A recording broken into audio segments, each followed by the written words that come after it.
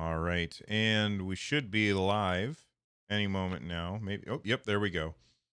So look at all these people here. Hello, Jerry and Granite and Jerome and Unitrix and Chuck and David Rodriguez and Victor and Jay Dangle and anybody else that I missed. Hello. How are you guys doing today? We got some Stadia news to talk about, right? Yeah. Something happened this week. I seem to remember, Bill. So should be fun to talk about. Absolutely.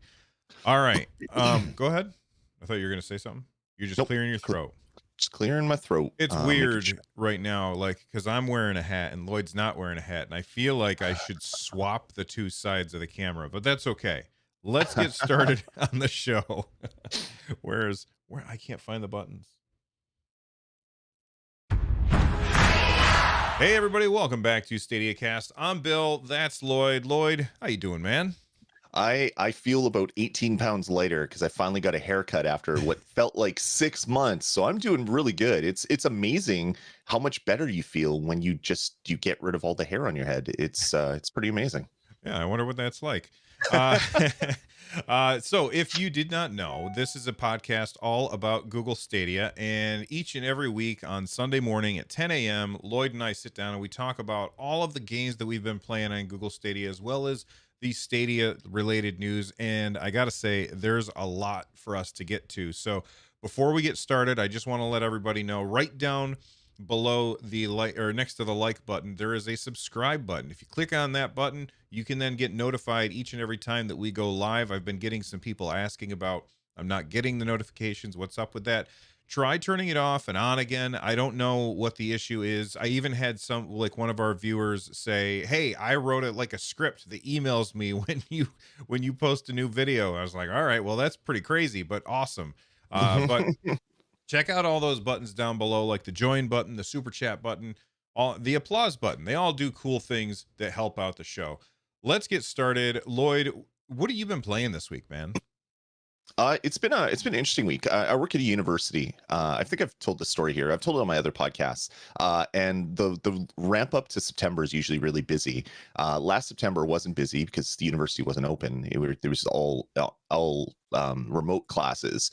They've decided to change a lot of that. So what is normally a busy time got really busy all of a sudden. So as much as I wanted to play through the entirety of Bloodstained, I've only gotten maybe 20% of the way through playing Bloodstained Ritual of the Night. What a fantastic game. I played it at launch, and they fixed a lot of the rough edges that are happening in it. If you're not familiar with what Bloodstained is, it's Castlevania by the creator, one of the main creators of one of the best Castlevania games, Castlevania Symphony of the Night.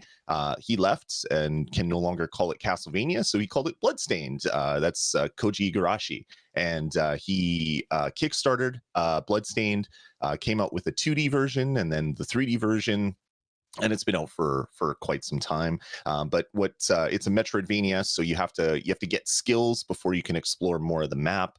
There's like platforms that are too high, so you need like a double jump or something. And Bloodstained is that game with the ability to kill enemies, and every once in a while you have a very slight chance to absorb their demonic essence in a crystal, which then you can use as special weapons and special powers and things like that. So I've been making my way through Bloodstained, and it is such a fantastic game. And the best part about it is I can now start it within about 30 seconds of thinking I should play some Bloodstained, because I can start it on my phone, play it with my Backbone controller, which is fantastic, or I can boot it up on my laptop, or turn on one of my old Chromecast Ultras, or my Google TV with or Chromecast with Google TV device. And I've been playing a lot of Bloodstained. It's such a great game. I played a tiny bit of that. I kind of got more sucked into playing Ys IX, Hmm. Monstrum Nox, and I definitely want to talk about that game. Sure. But I did play a little bit of Bloodstained, and I have to say it's really good. The Mm, animations are great. It's a beautiful game, and it controls really well as well. it But I definitely. want to talk about Ys IX. I don't know. I'm gonna say like 5 or 6 hours into the game at this point, maybe more than that. I'm not sure, but Okay. um, so let me talk about the combat really quick because everything about the game is just kind of it's okay, but the combat is awesome. The combat is really really good. So it's an action combat JRPG. It comes with all of the JRPG tropes, which I usually find quite grating anyway. So even though I like JRPGs, the tropes that come with them irritate me.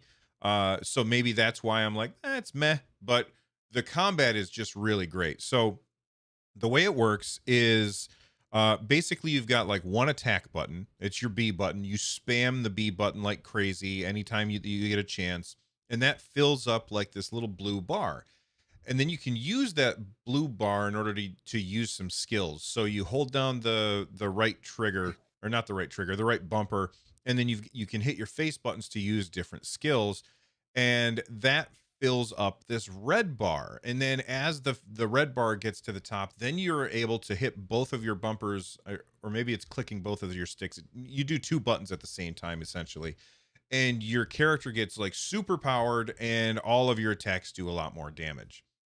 It's really really cool. But then layered on top of that, and like I did my first impressions video, and if you haven't seen that, make sure that you check it out. But I'm gonna have to do like an update to that, I think, because after that then you unlock being able to control multiple characters. So anytime during combat you can just hit a button and swap to a different character, and different characters are focused on certain damage types.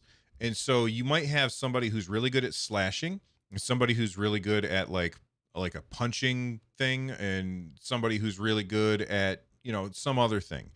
And then you have enemies that you're fighting, and they'll have like a little icon that matches the damage type that you should use on these enemies. And as you use that damage type on those enemies, that icon will slowly get smaller and smaller until you break it, and then they are stunned, and so you can get in there and really lay down a damage at that point. The combat is amazing. Have you had a chance to put any time into Ys 9 yet? Yeah, I think just shy of 2 hours as I was playing through the game. So I got through the initial escape and stuff like that. That happens right at the start of the game. It's really impressive. I started playing with keyboard and mouse. I do not like the keyboard and mouse controls. They are really bad because it doesn't matter where you think you're facing with the keyboard and mouse. If you hit forward, you're always going to walk the way your character is facing, Oh, even though you're trying to hold like A to kind of like strafe around. And man, I was getting frustrated with that, so I switched over to controller.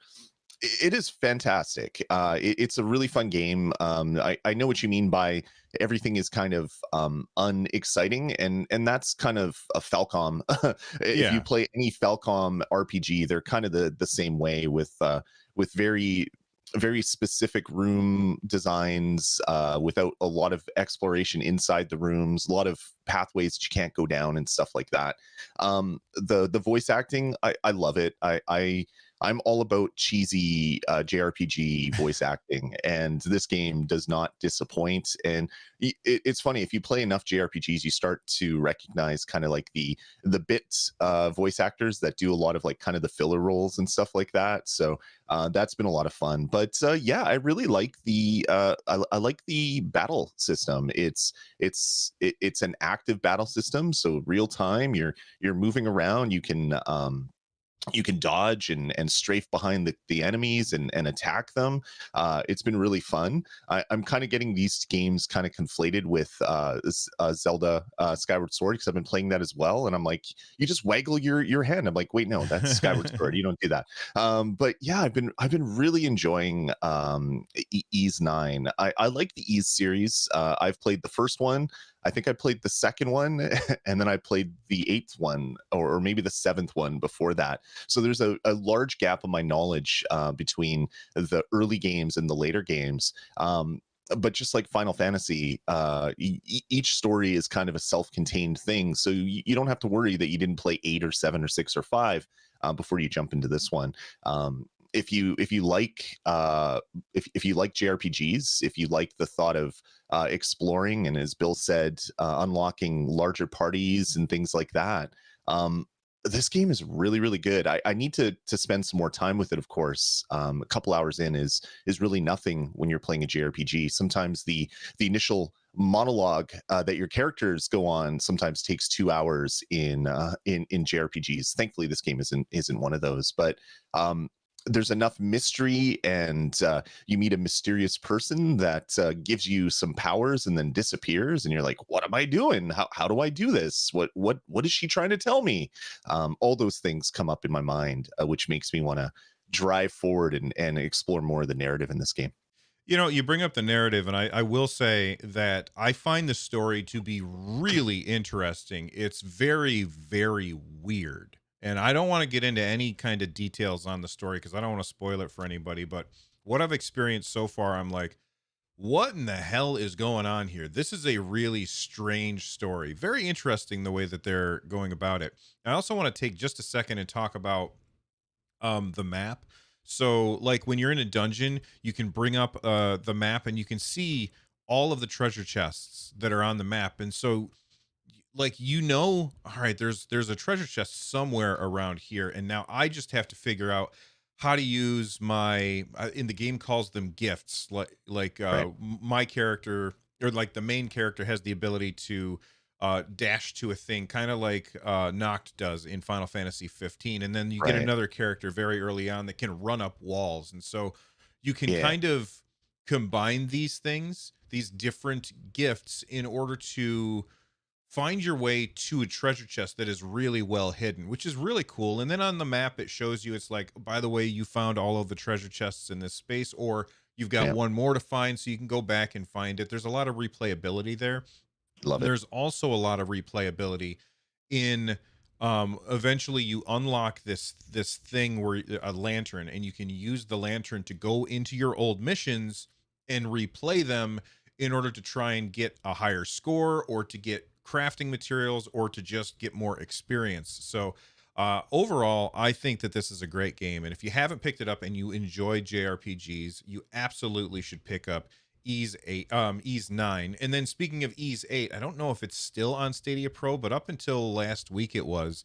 Stadia Pro, I'm sorry, Ys 8 is another really good game that never really grabbed me, but that was Mhm. really more of the fault of when the game came out and I was distracted by other things at the time. So if you're not sure about the Ys series and you've got Stadia Pro, try out 8. And if you like it, then pick up 9. I like 9 a lot more than 8. Yeah, I really like the gifts. Like when you unlock your tether thing, I'm like, okay, that is really cool. And then you unlock some other powers. I I love the way that they're kind of going at giving you additional functionality and more things that you can use for attacking, instead of just lumping it all on you and saying, "Hey, have fun, figure it out." It seems like a really good measured way to do it. Yeah, fantastic title. I can't wait to make my way through it and kind of figure out what the heck is happening in this world. All right, let's move on and talk about well, actually, before we move on, I did ask people because we did have a couple of games that came out. So first off, Lloyd and I did a bonus episode this week because FIFA went up for pre-orders. So if you missed that bonus episode where we talked all about that, make sure that you check it out. It was a good episode and it's in the feed, so check that out or look for it on the YouTube channel. Streets of Rage 4 also got released this week on Google Stadia. Now I haven't picked it up yet, and Lloyd hasn't picked it up yet, mostly because we just started playing these other games, so I don't know that I want to jump in on yet another one immediately, but Right. it's definitely something that's on my radar. I've already played through Streets of Rage 4 and beat it, and I own it on two platforms. But it's just such a good game. I want to play it everywhere, and a majority of my friends list is on Stadia, so I will end up having to pick it up at some point. It's just so good. But Yeah. um, real quick, I did a poll in chat while we were talking, and I asked, did anybody pre-order Streets of Rage or pick up? I'm sorry, pick up Streets of Rage or pre-order FIFA?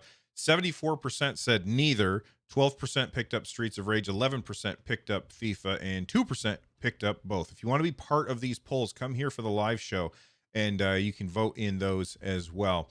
We've got a lot of news to talk about, Lloyd, like a Yeah. ridiculous amount. Google, like last week on the show, I basically said, I said, don't go into this Stadia keynote thing expecting to get a lot of announcements that the consumer is going to care about. And Hmm. I still stand by that, but Sure. as people who are very interested in what's going on with Stadia, there was a lot of very interesting things, but I don't think we'll see the repercussions of these things for an extremely long time. But it's also Sure. really good changes. So why don't you tell people about the rev split part, that first part? Sure, yeah. Like during the keynote, they spent a long time kind of talking about where things had been, what has happened with Google Stream to Google Stadia to launch to whatever. And one of the first big announcements is they're changing the revenue split for developers and publishers that are putting their games on Stadia. So instead of the industry standard 70/30, which had been in place up until then, they're changing it to 85/15 for a period of time. I'm trying to find that slide, but it's I really think hard to it's find. yeah, I think it's I think until it's 2023. Yeah, I think it's the end of 2023, but I can't remember if it's a specific month. But anyway, that doesn't really matter. What it means is that new games brought to the platform, instead of only earning 70% of the revenue, say if it's a $100 game, they would get $70. But now with the new rev split for a $100 game, they're getting $85, which is a large increase in money that is coming into them. That is similar to what Epic Game Store does. That's what Apple does now. That's what Google does on the Android side. And this is good. There's a couple caveats. It's only for new titles. So if you already producing a game, that is still going to maintain the 70/30 split, and it's only up to the first I think $3 million in sales. So if your game sells more than $3 million, it's going to revert back to the 70/30, and that is the same thing that Apple and Google does on their mobile app stores as well. So this is good. This is just one of the carrots that they threw out at the start of this during the keynote, to kind of, I don't know, invite more developers, more publishers, and get them jazzed about releasing titles on Stadia. Yeah, the other carrot that they brought, or one of the other carrots that they brought, is the way that they're using Stadia Pro. Uh, Up until now, the way that it has worked is you give $10 to you subscribe to Stadia Pro for $10 a month. Google keeps $10. Yep. Now the way it's going to work is Google is only going to keep $3, and then they're going to take that $7 or the 70% of all of the Stadia Pro proceeds that are coming in. They're going to take 70% of that and split it up amongst all of the games that are on Stadia Pro. So if you've got a game like Streets of Rage 4 on Stadia Pro, which it's not, but if it were, I'm just using this as an example. If you've got a game like Streets of Rage 4 on Stadia Pro, then you're going to get some of that money Yep. for being on Pro. And the amount that you get depends on how many times people are playing your game. Not Yep. how much time that you spend playing the game, but how many times you log in and play that game. So if you log in and play today, and then you log in and play tomorrow, that counts as basically 2 times. If I log in today 4 times, that counts as one play. If I Yep. log in and play for 7 hours and I play a game, that counts as one play. And if I log in and I play for 10 minutes, that counts as one play. So the Right. games that people are firing up the most often are going to get a bigger piece of that 70%, which I Yep. think is a pretty fair way to do it. Otherwise, it would very heavily favor games where, you know, 100-hour yeah, epics. yeah, 100-hour epics. Although at the same time, I tend to play those quick pick them up and put them down games far more. Like my play Yep. time on those is always way higher than those 100-hour epics because I usually get distracted by the 100-hour epics and never get back to it. But that might just be a Bill Exactly. problem. Yeah, it is really interesting. It's a good way to kind of level the playing field a little bit, because if you are an indie game studio and you've been working on a game for years, but you understand that you have a game that's going to take 5 to 6 hours for most people to complete, that means that when you're in pro, that could be one session, and if you add your game to pro, you might make less money than, say, someone new. Say if I'm a new game developer, I'm looking at this info and it's like, well, I got to make a daily Sudoku game. I got to make a daily crossword puzzle Yeah. game. I got to make a daily whatever. So it'll be interesting to see what kind of comes from this, just because of the rev share.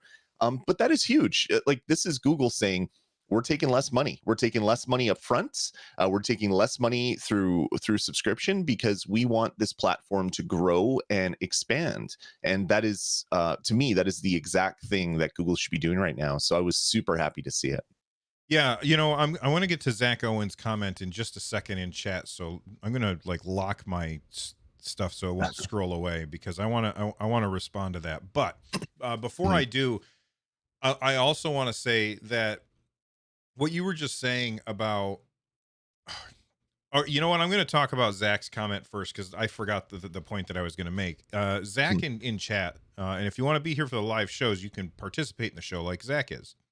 He says, this new method will squeeze out smaller indie games that are over in a short amount of time, and will incentivize games as a service games. And while I understand why people would say that, you also have to remember that this is just for Stadia Pro.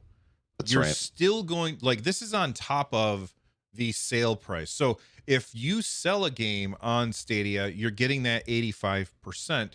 The 70% thing has nothing to do with you unless you are part of Pro. And you don't have to be part of Pro. Mhm. So while what we will probably end up seeing, it is possible that that will squeeze indie stuff out of Pro. But I mean, if I'm honest, I would probably rather be part of Pro anyway, because a lot of indie games, yes, they're in it to make money, but they're also like, they just want people to play their games.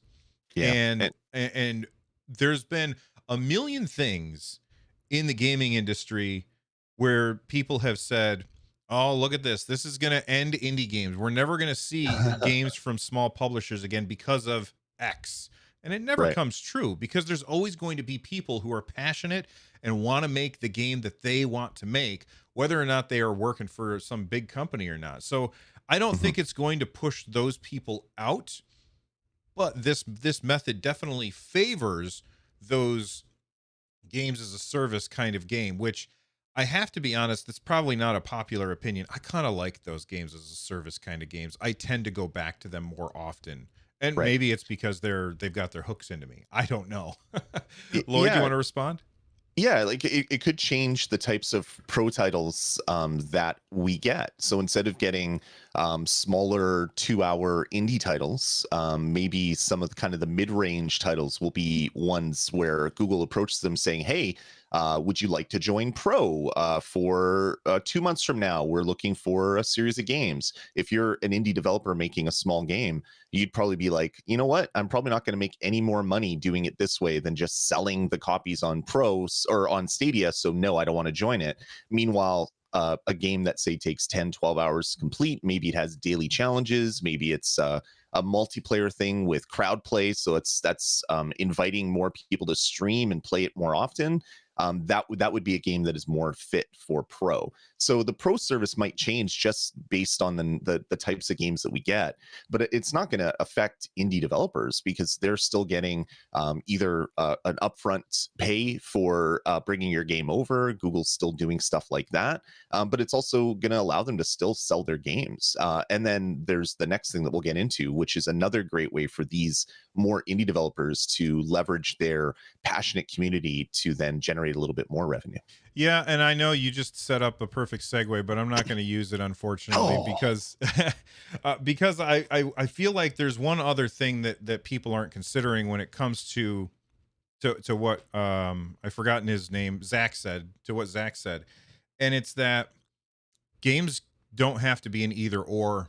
You can have a game that is just sold, and then yep. after 3-4 months when your sales have decreased and nobody's buying your game anymore, which is definitely what happens with indie games. Like Mhm. they hit, they're on fire, and then people move on to the next thing. Then they're like, all right, well, we need another shot of revenue.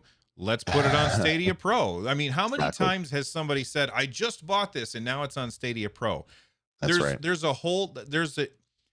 a guaranteed thread on the subreddit when a new game comes out, gets mentioned, where the thread is, I'm not buying this because I think it's going to come to pro every single time. And there's a guaranteed thread on the subreddit every single time Right. where somebody says, I just bought this and now it's pro. So, those publishers, those indie publishers, they're going to be able to do that where they're selling their game, and then when people stop buying their game, they're going to turn around and end up putting it on pro. And I think that that's perfectly fine with me. But then again, I've always been okay with a game going on pro that I've already bought. So Exactly. maybe I'm a weirdo. All right, that segue that you tried to set up, and I don't know. I walked away from the Stomped all over from it. the plate. The You just Stadia chopped it up porting, into little pieces. yeah, the Stadia porting toolkit. This is More the click to play is what I oh was getting into. yes. Sorry, I didn't have my show notes up. I was looking at chat. All right, you know what? So You do the segue then. all right. So, boy, this would be perfect for something that Google has. All right, perfect segue, Lloyd. Thank you for bringing that one up. So Google's announced during their keynote as well another revenue generator for any publisher or any developer if you're self-publishing on Stadia.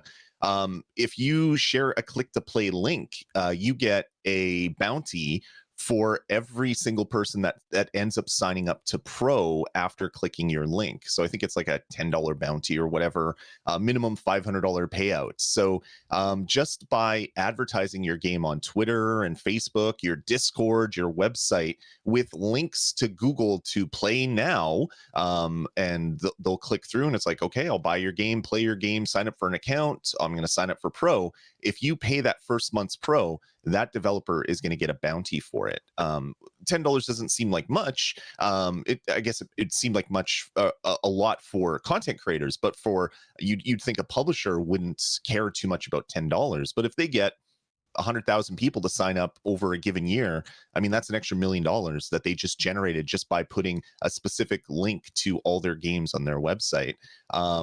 This could be huge, or it could just be another blip. But either way, but with the revenue split changing to 80-85-15, the subscription, you get a chunk of the subscription money, and then the click to play promotion.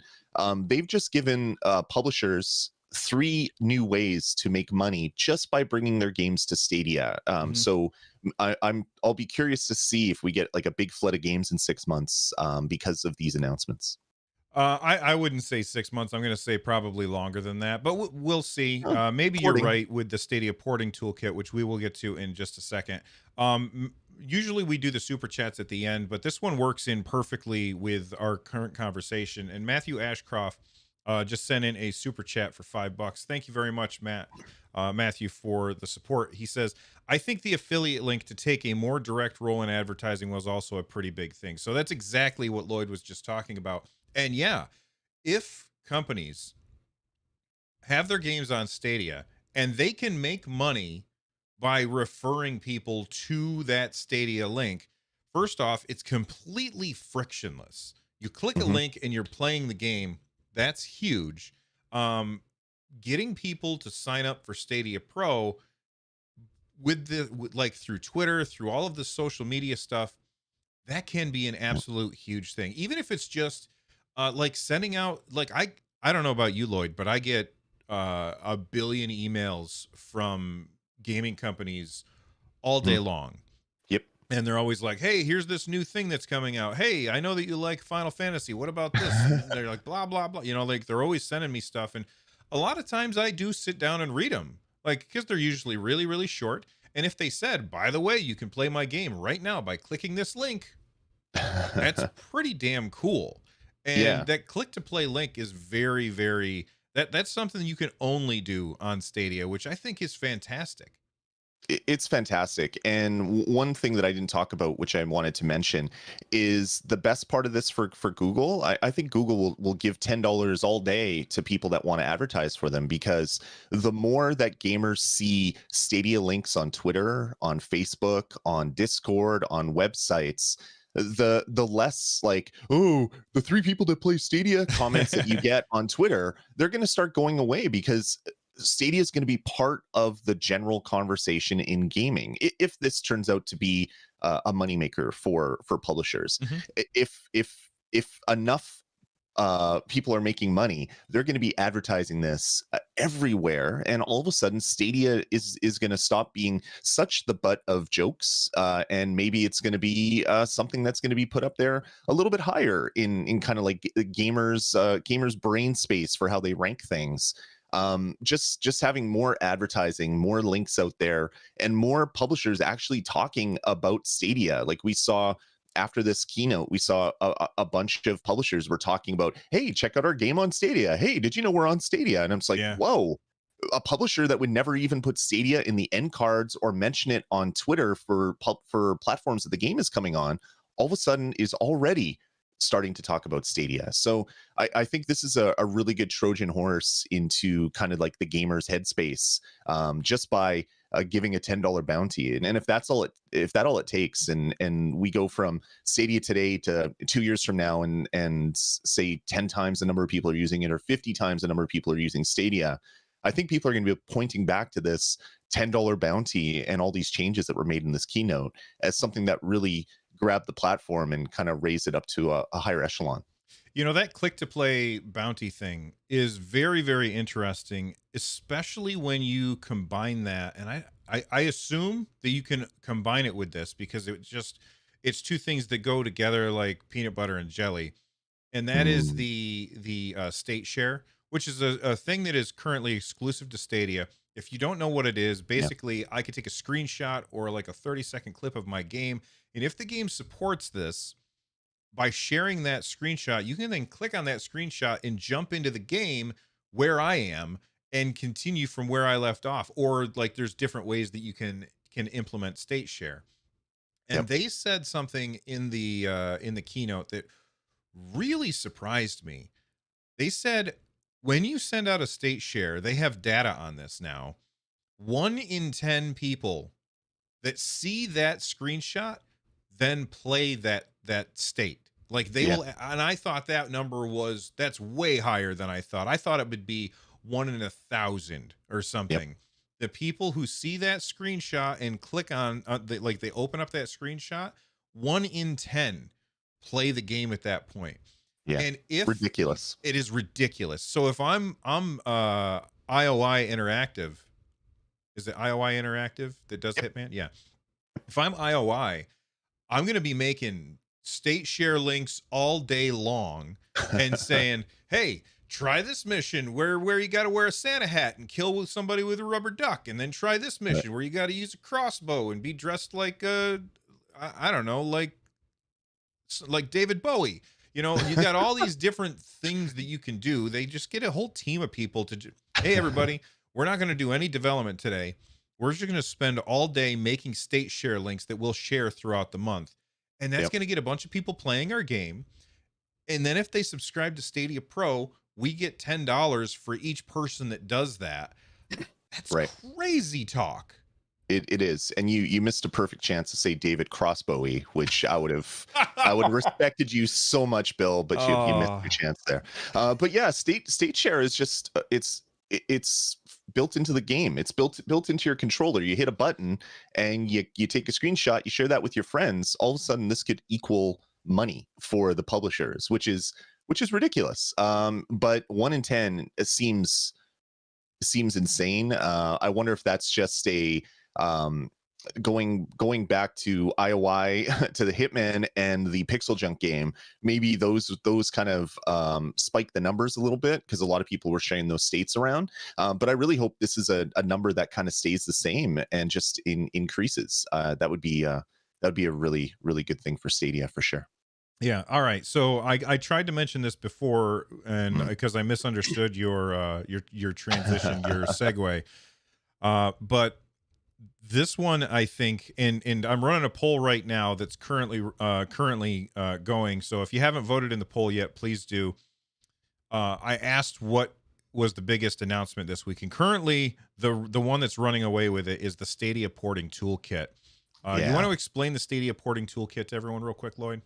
So I want to go back in time about, I think it was about 6 months ago or whatever, when we were talking a lot about Luna and how Luna has all these game announcements and things like that. And we're like, Google could get in front of this. They won't, but Google could get in front of this with just having a Windows emulator that runs on top of their Linux blades or Unix based blades, and then they could easily port Windows games over and have them run in Stadia and have some sort of emulation layer between to transfer stuff between controller, yada yada yada. That was way more complex than what Google has essentially done. They have a porting toolkit that basically allows you to, as a publisher, or sorry, as a developer rather, you don't have to necessarily take your engine apart and take out DirectX and add in Vulkan for all the low level calls and make sure that that doesn't introduce bugs and timing issues and all this other stuff. Because Google has an emulation layer now that will then take all of the calls that are happening in DirectX and translate them into the compatible Vulkan stuff. Very similar to what Xbox did with the Xbox 360 games, because Xbox 360 ran on essentially Macintosh CPUs, and there was a bunch of them, three of them together. And when people said that Xbox 360 would be impossible to be emulated, it was because of that, because of the three chips that are working in tandem. Well, Xbox did backwards compatibility by not trying to figure that emulation out. They just translated all the calls, all the graphic calls, all the audio calls, all the IRQ, all the memory translation stuff. It is just an emulation layer, and that's essentially what Google is going to be doing. If you want, as a developer, you don't have to take DirectX out of your engine and put in Vulkan. You can just port it through Google's new Stadia porting toolkit, which is more than just that. There's a lot of other stuff that they got into about easier access to uh, um, what is it, debugging. In the past, you'd actually have to have a terminal window in an SSH to some server on Google's server farm, and you'd be getting all this live data through on a terminal, and you'd have to capture that. Now there's web-based archives for all these play sessions. You can see logs, you can see error reports, you can see crashing. There's just a whole bunch of behind the scenes stuff that they were showing us in here, which got me really excited, because as someone that just plays games, developed in the past, but I don't develop now. Basically, that is kind of what they're making it easier to see all this stuff, and to and for developers to see what's going wrong or what's going right. This porting toolkit is pretty big news for Stadia, and it'll be interesting to see kind of what happens from here on out. Yeah. So real quick, there's people in chat who are trying to correct us and saying that it's not emulation, and we totally understand that. But most people understand what emulation is, where That's right. you are able to play a game on a system that it was not designed for. And Mhm. this is accomplishing the same task. So instead of explaining that it's a library and not emulation, we're just going with a common vernacular that most people are going to understand. When at the Yep. end of the day, the difference for the devs is huge. The difference Mhm. for us really doesn't matter. The difference between a library and an emulation. So for Yep. the purposes of our discussion, it doesn't really matter. But thank you very much for the support, Oliver, and for everybody Yep. else who is trying to correct us. We're just trying to make sure that everybody knows what we're talking about. Because if you That's say right. it's a library, most people are like, "That's where I go to get books." So I go I, ahead. I thought I thought I said emulation back to the 360 thing, because that's initially what people were wanting to do. They wanted a 360 emulator that would run on the Xbox One. I may have misspoke, and if I did, I apologize. Because yeah, it's doing translation from a DirectX call, translating that to a Vulkan call, which is what I said as well. And that's the way that you would want it to be done, because that's the lowest amount of overhead to do the same amount of stuff. It'll be cool to see just how much of a hit you take between running this, say, on a Windows based server, cloud server, compared to running the essentially similar code on the Stadia cloud server, using that translation between DirectX and Vulkan. Yeah. So the reason I'm excited about this is because it makes it so much easier for publishers or I'm sorry, for developers to bring their games to the platform. Like right now, there is a reason that we have publishers and developers that actively that don't actually work on bringing their games to Stadia because they don't have the time or the money to take some of their team and say, all right, well, you guys are going to go work on the Stadia port because it's a smaller player base. But if it's easy to do, that's going to bring a lot more games to the platform. And I think that this is the biggest change that Google announced at the Stadia keynote. And I wonder if when they shut down, like you remember back in February when they shut down Stadia Games and Entertainment, and everybody was like, "Oh no, it's the end times, the sky is falling." Yeah. Back then, this is probably what they have the people who are still there doing. Like the people who are still at Stadia that said they were on SG&E and they were like, "All right, well now we're not making our own games." What are they doing now? They were probably working on this stuff, Yeah. making the Stadia porting kit much better, easier, in order to assist their. This is exactly what they said in February, by the way. Not quote, but this is what they said in February. They said we're going to work on making it easier for our partners to bring their games to our platform. That's what Yep. they said. And now we're seeing that. So I think that this is fantastic news. And I think that we're going to see a lot more games on Stadia because of it. And as those games come to Stadia, the publishers are going to want you to play those games. So they're going to be tweeting about them, using state share, getting those links out there, and they're going to be the ones advertising Stadia instead of Google advertising Stadia, which is always going to land better with the general consumer. Right. It's always better when you hear about, hey, my awesome game is on Stadia, not, hey, I'm Stadia, play games on Stadia. Like it doesn't land as well. And I think that Yeah. this is a huge, huge deal.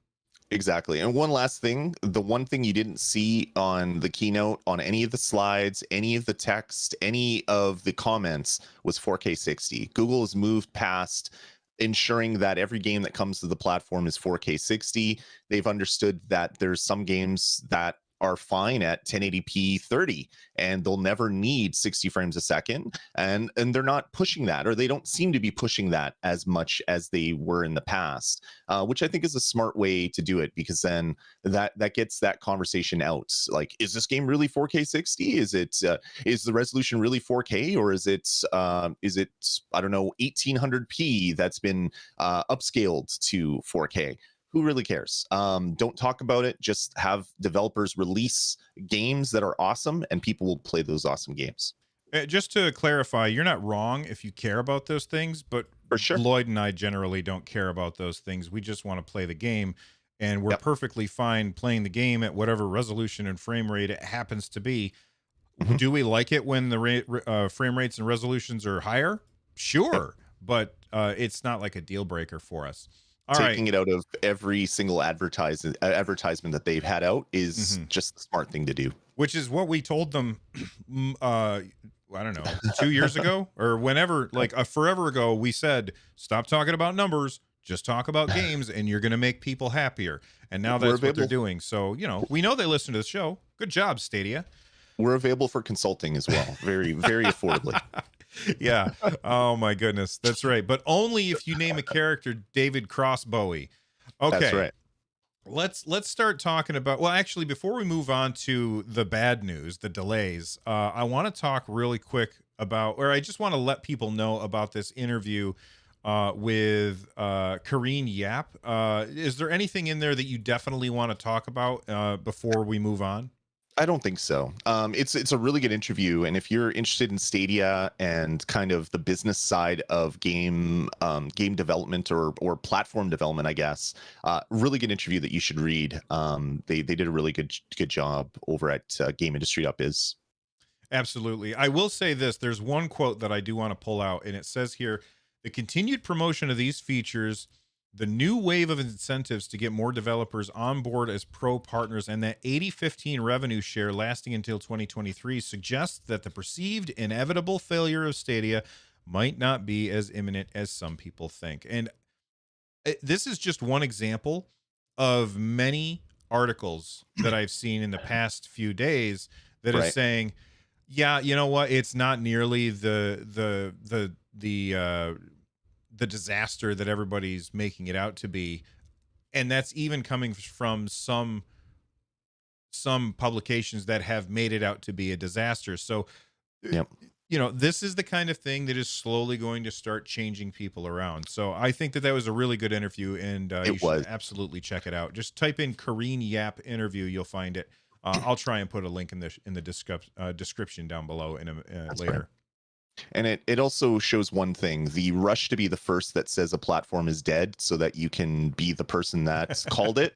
Maybe wait a little bit. Don't just do it in the first few seconds so that people can save interesting sound clips or refer to interviews and web posts and things.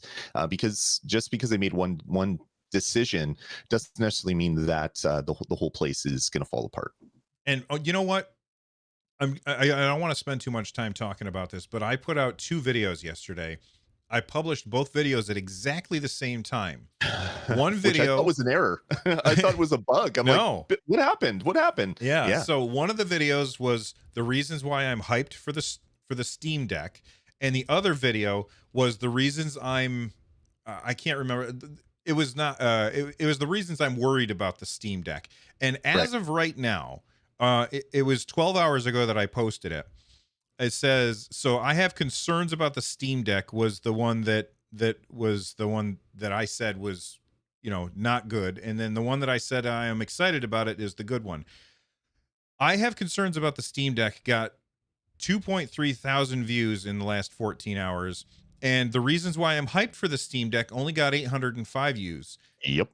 And look, both of those videos are not like, neither of them are clickbait. I'm hyped for the Steam Deck and I have concerns about it. Both of those things can be true at the same time, but it just goes to show you way more people clicked on the negative stuff. Way more people click on the negative stuff. So, first off, watch both of those videos, but way more people click on the negative stuff, which is why you always see negative stuff.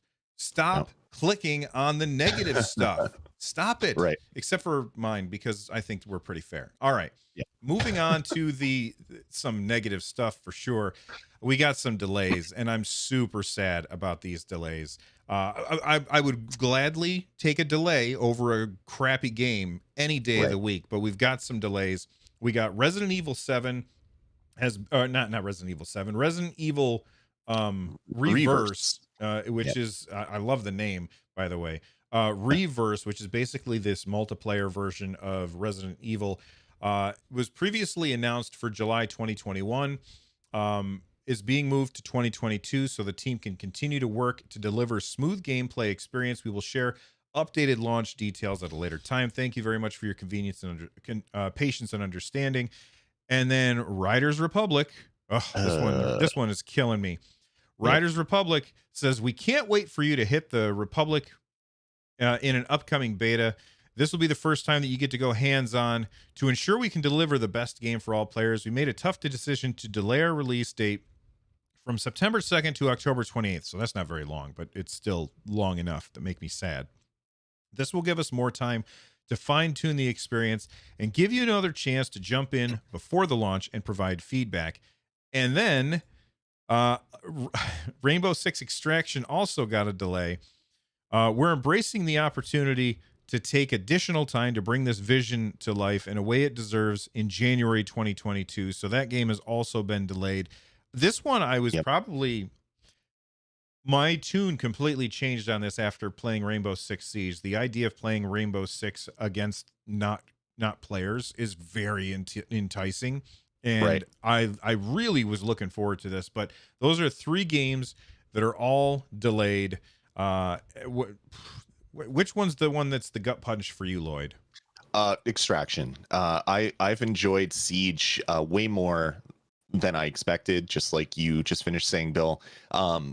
but the thought of playing against enemies instead of other people that know exactly the 1 millimeter of cover that they're going to get but can still shoot me from, makes me excited to play against enemies. Having to wait for that, January is fine. That's not super far away, and I'd rather the game come out better than rushed to market. But I thought, Siege has been out forever. You'd think that they would have everything down pat with this one. So this one surprises me the most that it's being delayed. Yeah, and I don't know, pushing it to 2022 makes me super sad, but you know what? It's not the end of the world. The Exactly. Riders Republic one, like that's the one that's already been delayed a couple times, I think, and Yeah. having it delayed yet again makes me super sad. So, they say it's October. We'll see. Stop giving dates. Stop giving dates. Why do publishers think that it's a good idea? I wish that they would just never announce a game until it's 100% done, and then they'll say, by the way, next month we're going to release this game, and then Right. spend a month hyping that game, and then have it come out on the day that you say. Like, you look at Square Enix with Final Fantasy VII Remake, they showed it off at E3 like 5 years in a row or something. Stop announcing your games ahead of time. It's ridiculous. Yeah, yeah, yeah. Especially when a game's been delayed so often, like just don't say we're delaying it from September 2nd to later this year, and just leave it at that, and then give us a surprise 2 weeks before launch that the game is actually coming. Yeah. All right, let's move on to this. There's going to be some more competition. Whenever you have a new industry, a lot of companies are going to try and be the first in that in that to really make it big. And Mhm. right now, cloud gaming is a brand new industry, and you've got Microsoft trying to get into it. You've got Amazon trying to get into it. You've got Google trying to get into it. Right. We've got Walmart and Netflix and Nvidia, and like, I'm counting all of these different places where you're going to be able to play video games from the cloud, and Netflix is getting in on this as well. Why don't you Right. tell people about this, Lloyd? Yeah, so it came out this week, according to Bloomberg, that a bunch of high level appointments and poaching from other game companies and platform holders, that Netflix is building their own cloud gaming service. Interesting. I was kind of like, okay, well, this will come in a few months, 6 months, 12 months, whatever. It takes a while to ramp up and get all the content and stuff like that. But then there was another leak where someone basically disassembled one of the binaries. I can't remember if it was the Android app or the iOS app, and they found a PlayStation 5 controller icon in there. They saw something referencing Ghosts of Tsushima, which is a PlayStation exclusive, and it's like, oh my god, did they partner with Sony? Like, there's a lot of unknown here, but it's really, really intriguing. Like, if they've partnered with Sony and this is going to be Sony's new cloud gaming thing, which is a partnership with Netflix, I mean, that is a relationship that is just destined for success, you would think. Mhm. So this story instantly got way more exciting than, oh, they hired Bob and Fred from all these other companies. Now it's like, oh my god, there might be a partnership with someone else. Of course, they could have just had that in there for testing. This is probably not something that is happening, but we've laughed about Walmart a few times because they said they wanted to get into cloud gaming, and it just makes me chuckle because the last place that I would expect to do a good cloud streaming service would be Walmart, based on all the video attempts that they made, which just fizzled out and failed. Netflix getting into cloud gaming could be very interesting when it comes to market. Yeah, I mean, you look at the companies who know how to send video. Yeah. Netflix is definitely one of them. Now, the difference between Netflix and game streaming is Netflix is like, there does not require any kind of latency. Like, you hit the play button and it buffers and then you're fine.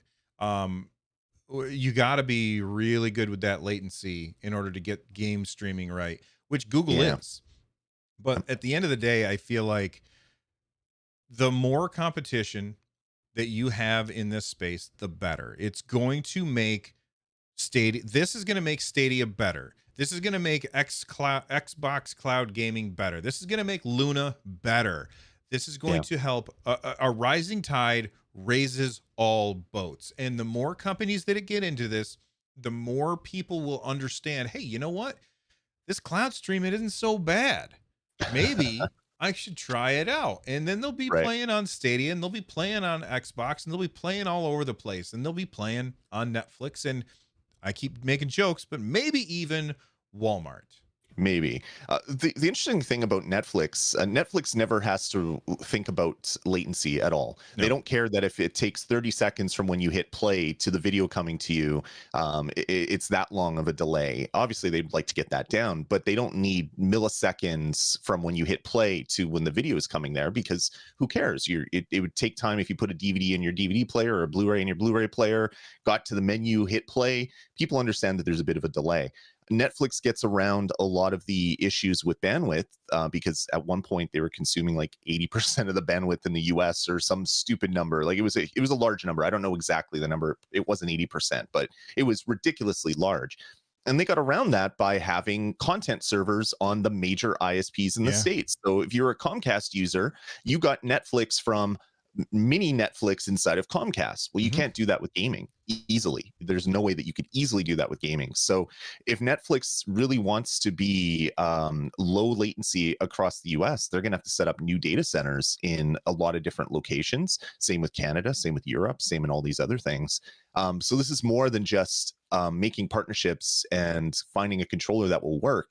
There's a lot of architecture that's going to have to change for Netflix to be able to have very low latency for gameplay. So this is going to be just a really fascinating story as it develops, and I want to see what happens. I'm a gamer first. I love every single game platform. I don't own all of them because I can't find a damn PS5, but I'll play a game on any platform, and having more cloud platforms, just like you said, Bill, it increases competition, which means that us, the consumer, benefits in the end. We're going to have better services, cheaper prices, and new functionality that, if only one person's in the game, probably wouldn't be there.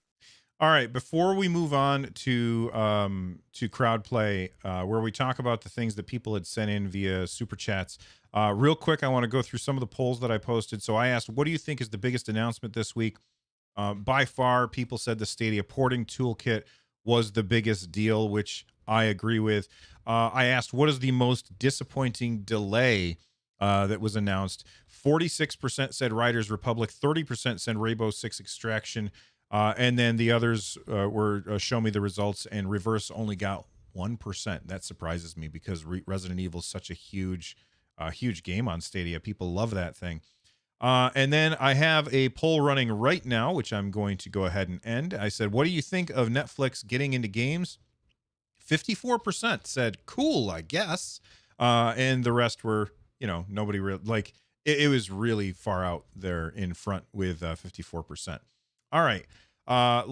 Before we get to the super chats, I do want to say real quick, Stadiahunters.com is running a competition where you can like win money playing games. I guess they are about to launch week 2, and you could have a chance if you win first place of winning like $1,000. So if you want to know more about that, check out Stadiahunters.com. And Jack sent this to me, so I figured I would share it with all of you. All right. Moving on to the super chats. We had a bunch come in today. Thank you very much, everybody, for using the super chat feature to support the show and make sure that we see your questions.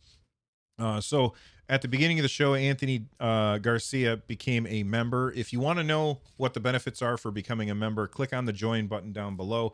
One of those benefits is that our D&D streams that we do from time to time, those are available for members after the fact.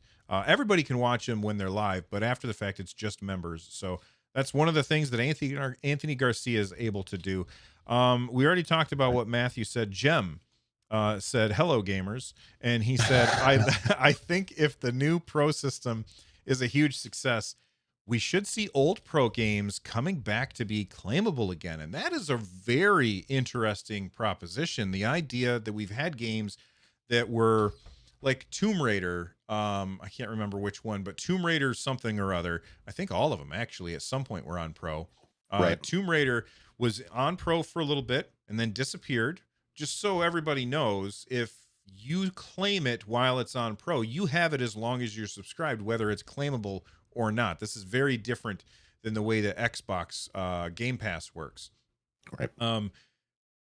The idea of games coming back to Pro later, what game would you want to see? And I'm looking at chat as well, but Lloyd, what game would you like to see come back? That I know that you didn't miss out on any of them, Right. but there's a lot of people that did miss out on some. Which game would you want to come back? I think you hit it the nail on the head right away with the Tomb Raider trilogy that's on Stadia. One of the Tomb Raider games was I think maybe even two of them, if I remember correctly. It was so long ago, but at least one of them were pro when getting onto Stadia was impossible unless you were a founder. So it was very tough to get a Stadia Pro subscription because you had to get an invite or be a founder. So a lot of those games were claimable only for a short period of time, and maybe people miss them. So getting those ones back would be really great. There's another game that I was on the tip of my tongue and I can't think of it right now. So do you have one off the top of your head while I keep looking? Justin Lindholm in chat says Metro. That Metro game, Metro Exodus, Yep. is really, really cool and beautiful as well. It's a really pretty Yeah. game. That is a game that I feel like a lot of people probably missed out on because it was pretty early on, and a lot of people came after it was no longer available. So There we I go. think that really the early ones, but having them come back around is something that I don't know that I ever really thought about before. Right. The one game I was thinking of was SteamWorld Quest. Oh, that's such a good game. But all of them could come back to pro at some Yeah. point, and they're all games that encourage slow play and playing them over a series of days. So yeah, that would be those would be fantastic games to come back to pro. And you know what I would do if I were a developer, which I'm not. I would say, all right, here's what we're going to do. We're going to implement a state share feature in our game. We're going to bring it back to pro for a month. So Right. it'll be in pro. People will be playing it because it's part of their subscription. And then they're going to be sharing out all of their state share links, which would get a whole bunch of people to sign up for the game. Hey, by the way, if you sign up for Stadia Pro, you can click on this link and play. That would be a really good advertising like campaign for a publisher to do because they're going to make money on the game Right. on Stadia Pro. They're going to make money on those links, and then the goodwill that they get after it's no longer in Pro after a month, they're going to have people buying the game afterwards. So Right. they get to win over and over and over again. That's what they should be doing. Ahmed in chat says Strange Brigade was really cool. Absolutely. That's a great Great game. game. I didn't spend much time in it only because it was focused on multiplayer and I was too busy to play a multiplayer game at that time. Yeah, 100%. Yeah, there's so many great games that have hit pro over the years and months. It's weird saying years. It hasn't quite been 2 years, I guess. But yeah, having some of those really good games coming back, I'd be fine with it. Just like you, Bill. If I just bought a game yesterday and then it's announced that it's coming to pro tomorrow, I don't really care. I spent my money. I made that decision whether to purchase a game or wait, and I'm happy that other people get to play it. So I'd be the same way if games that I've already claimed on Pro come back to Pro. It wouldn't be something that would make me complain. Although I'm sure there's going to be a segment of people online Oh, that absolutely. would complain. Yep. Yeah. Before we get to this next super chat that came in, I just want to say I really like it when people click the like button. That's all. All right. Okay. Consino sent in a $5 super chat. Thank you very much for the support. They said a $10 click to play pro bounty makes advertising your game in a YouTube ad for Stadia even an easier no brainer. And I'm going to, before we really respond to that, I'm just going to say YouTube, not Stadia, but YouTube, make the click to play a button, not a link. Put it right below the video as a button. It just says play. Do it. That's right. Right now. You won't regret it. What's your thoughts on Consino's super chat? Yeah, I mean, if you're paying if you're paying like I don't know what current ad revenue or ad rates are for running an ad on YouTube. Let's say it's at $10 per million impressions or per thousand impressions. $10 per mil is how they use it in the industry. You got to assume that, okay, of the 1,000 people that are going to click it, at least one's going to sign up for Pro. So this ad is a net zero cost to me. Hmm. And in fact, it could be something that would make me money. So yeah, I didn't even think of advertising on YouTube, but that makes total sense. But like you said, Bill, right below the video, like even at the bottom where it shows like the game card, just have a little button beside it that says play now on Stadia if it's a game that is inside of Stadia. Google, you're one company. I know you're many separate companies all under one umbrella, but you're essentially one company. So hopefully you guys can make that happen. You probably know a guy or girl or two that can help you with that. Yeah, I think that would be a huge change. And if you did it like on every one of your videos that you post, like, hey, I Mhm. make game X, you go to youtube.com/game X, there's my game right there. And I've got a bunch of videos of like tutorials and like the release trailer and stuff like that. And if there's a button right underneath it that says play now, it's going Mhm. to make me a lot of money. Me being the people who are making the games, not me, Bill. Uh, Olafar Arison wanted us to stop saying emulation earlier. We already talked about that, but thank you very much, Olafar. Jay Dangle sent in a $10 super chat. Thank you very much for supporting the Nice. channel, Olafar and Jay Dangle. And he just said, great show today, guys. Well, thank you very much, Jay Dangle. Great job watching the show, I have to say. Of all of the people, I think you did a great job. And then finally, Victor Del Maestro sent us a picture of a hot dog for some reason. I'm Because he not going to says complain. Lloyd I'm looks hungry hungry. now. He Oh, said Lloyd looks Lloyd hungry. looks hungry. Yeah, which made me laugh. Philip Weiss in the chat room had a good point. They need to make the store public. Yes, please. Someone shouldn't need to be a Oh, Stadia member to see the store. Have it open to everybody. And also, if I own a game, please show me what the sale price is so I can talk about it on the show. They would just make me happy. I don't know if anybody else would have any utility with that, but I want to know what the sale price is, even though I already have claimed the game for Pro, purchase the game, or am part of Ubisoft Plus. I still want to see what that price is when it's on sale. Lloyd, you can see the price. The price is purchased.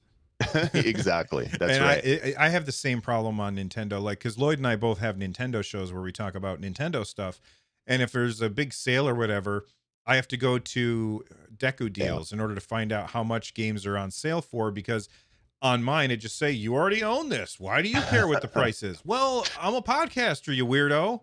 That's Right. why. Exactly. Yeah. All right. Well, that's it for our show today. Thank you very much, everybody, for hanging out with us and all the super chats that came in and all of the people who are filling up the chat room. You guys are awesome. If you want to be here for a fun time and you're listening to this on your favorite podcast player, head on over to nerdnest.tv, click on the subscribe button, click on the bell, and then next time it pops up that hey, Lloyd and Bill are talking about video games, click on that little button and watch along with us and participate in the polls and be part of the chat. It's a lot of fun. So thank you everybody for hanging out with us. You are fantastic.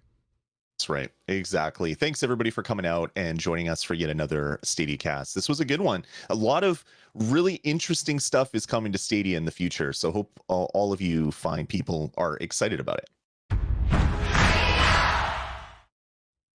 All right. We did it.